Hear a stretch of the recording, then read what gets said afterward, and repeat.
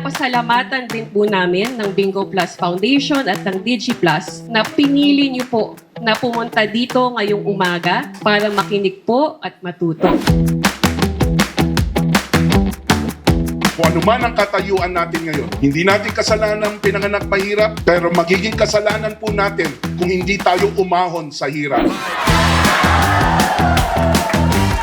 Thank you po kasi marami po kaming natutunan sa pagbabudget. Thank you po sa napakagandang opportunity sa seminar na to. Talagang malaking bagay po siya. May mga groceries po tayo dito.